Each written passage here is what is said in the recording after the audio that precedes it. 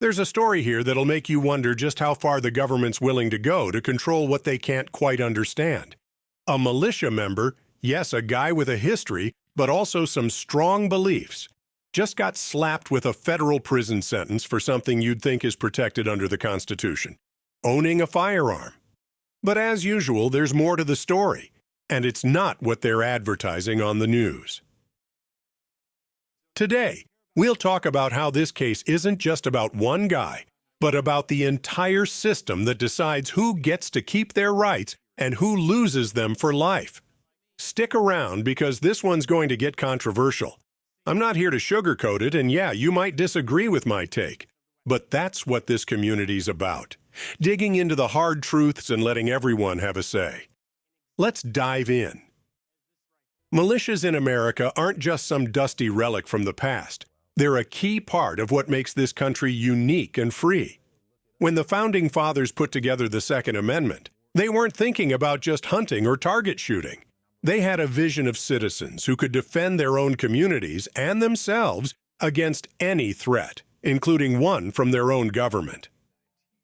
Back in the 1700s, a well-regulated militia meant that ordinary people had the right and the duty to be armed and ready to stand up for freedom. In their world, the people weren't just supposed to rely on the government to stay safe. The government was supposed to rely on them. Fast forward to today, and you've got to wonder, have we forgotten that original purpose? Right now, the phrase well-regulated militia doesn't mean what it used to.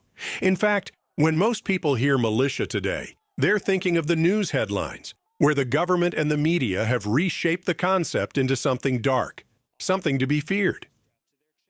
Groups like the National Constitutional Militia are tagged with names like extremist by federal government agencies, as if it's criminal to even question what the government is up to. But out in small towns and rural communities, people know that these labels are lies.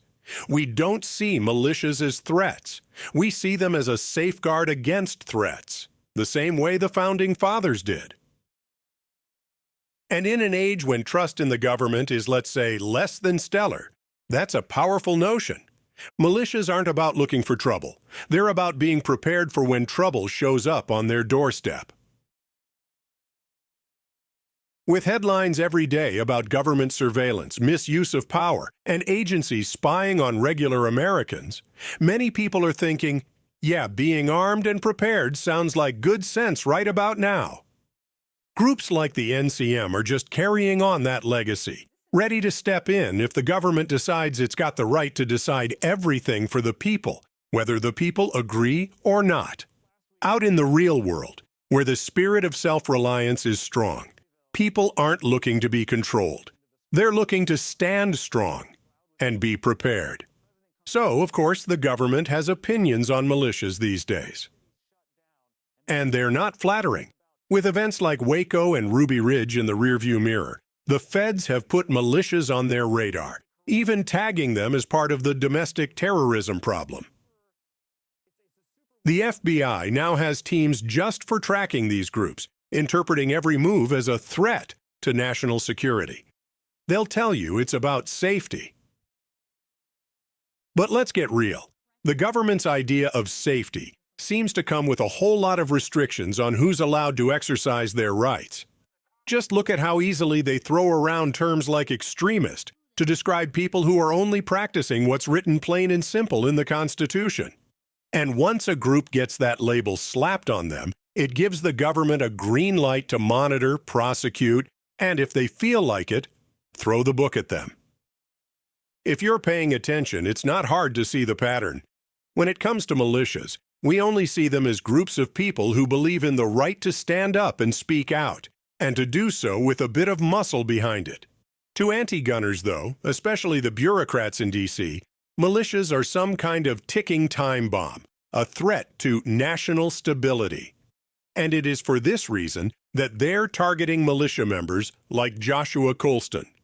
Colston isn't the type of guy you'd typically hear about in the news, but recently he's found himself at the center of a federal case that some people say has bigger implications than just one man's legal troubles. Colston is a Mississippi resident, a veteran militia member, and yes, he's got a past. Before this case even began, he had prior felony convictions for things like theft and criminal mischief. Now, these aren't violent felonies, but they're enough to make owning a gun illegal in the eyes of Uncle Sam. And this is where things start to get interesting because despite his past, Colston's continued to stand by his belief that citizens have the right and sometimes the responsibility to be prepared. That's what led him to the National Constitutional Militia, NCM, a group that sees itself as a safeguard for the people, even if the government might disagree. So, how did we get here? According to court records, Colston and other NCM members had been chatting on Zello, an encrypted push-to-talk app that's popular for its ability to let users communicate like they're on old-school walkie-talkies. In those chats, they allegedly discussed plans that went beyond neighborhood watch or self-defense training. The FBI claims that Colston and his friends floated the idea of taking some pretty drastic action against federal officials. And sure, some folks might call that a plot. But it's worth remembering that these were just conversations, plans that never actually saw the light of day, partly because, as Colston reportedly admitted, the group just didn't have the resources. Not exactly a Hollywood thriller lineup here. Now, let's get into the main issue. Colston's firearms. He had 5 of them: a Taurus G3C 9mm pistol, a Smith & Wesson SD40VE .40 caliber pistol, a Smith & Wesson M&P 1522, which is an AR-style rifle chambered in .22, an AR-12 semi-automatic shotgun, and a Henry .44 caliber lever-action rifle. As for why this is a problem, Colston's felony record automatically barred him from owning any guns, which makes this a federal crime. The FBI also discovered that one of his firearms, the M&P rifle, had been reported stolen. But here's the thing, he wasn't charged with stealing it. He was charged with possession, period. Throw in some extra gear, like a bulletproof vest and around 3,500 rounds of ammo, and the FBI decided they had more than enough to make a case. Now, from the government's perspective, this wasn't just a run-of-the-mill firearms charge. They weren't simply worried about Colston's guns. They were worried about what they believed he might do with them. For the FBI, this wasn't about enforcing a law. It was about making sure a threat was neutralized. Their stance is that Colston's prior convictions, along with his activity in the NCM, made him a danger to public safety. And so they went all in, pushing for his arrest and conviction to, as they put it, prevent potential violence. But for those who believe in the Second Amendment and the right to bear arms, Colston's case raises serious questions about how much of this was really about safety and how much was about shutting down the kinds of rights that the Constitution guarantees. In the end, Colston was sentenced to 4 years in prison with no parole, plus 3 years of supervised release. But this case doesn't stop with one man's fate. The government's stance and the resources they poured into Colston's prosecution suggest they're taking a hard line on militias. It's a reminder that for some people, the right to bear arms isn't just a headline issue, it's personal. And for Colston, it's about more than guns. It's about the right to stand up for what he believes in, even if it doesn't line up with the official narrative. In the United States, there's one topic that never fails to spark heated debates: gun rights. And when you throw felony convictions into the mix, well, you've got yourself a firestorm. According to federal law, if you've been convicted of a felony, you lose your right to own firearms. Congress made this crystal clear back in the Gun Control Act of 1968, which essentially says, hey, you're out of the gun club if you've got a felony record. The reasoning, they say, is to keep firearms out of the hands of dangerous individuals. But here's where things get messy. Not all felons are dangerous. In fact, a good chunk of felony convictions have nothing to do with violence, and many who serve their time go on to live peacefully. So, does it make sense to strip away their Second Amendment rights forever? The heart of the debate lies here. If someone served their time, paid their dues, and is back out in society, shouldn't they be given a clean slate? That's a question that divides even staunch Second Amendment supporters. On one hand, you've got those who believe that once someone has been released, their rights, all their rights, should be fully restored. They argue that if the state trusts them enough to let them out, then the state should trust them with their rights. After all, the Constitution doesn't exactly make a bunch of exceptions when it talks about the people and their rights to bear arms. On the other side, you have folks who think the right to bear arms isn't so easily earned back, particularly for those with violent backgrounds. But let's consider the case of Joshua Colston, who wasn't convicted of any violent crime. His felonies included theft and criminal mischief. Offenses, sure, but hardly the kind that screamed dangerous. Yet, under the law, that was enough to keep him from ever legally owning a firearm again. This is where things get tricky. Should the government have the authority to strip rights based on a one-size-fits-all rule that doesn't take into account individual circumstances? And if they do, are they really upholding the spirit of the Second Amendment? Then there's the FBI's role in Colston's story. According to reports, they monitored his communications through encrypted apps like Zello, using these messages to build their case. Now, the FBI's got a job to do, and they'll tell you that monitoring extremist groups is a matter of national security. But there's a bigger question here about how much power we're comfortable with giving our government when it comes to monitoring citizens, especially those involved in militias, which are constitutionally protected. The FBI's surveillance tactics have long stirred up ethical concerns, and for good reason.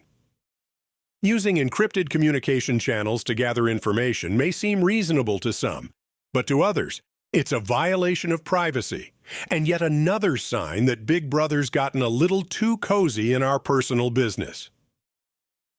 Now, let's be real here. We're not talking about Colston plotting a major coup or training people to overthrow the government. These were conversations, discussions that hadn't gone beyond talk. Should what-ifs and maybes be enough to justify intense government scrutiny and surveillance? It's not hard to see how this crosses a line, even for those who believe in national security.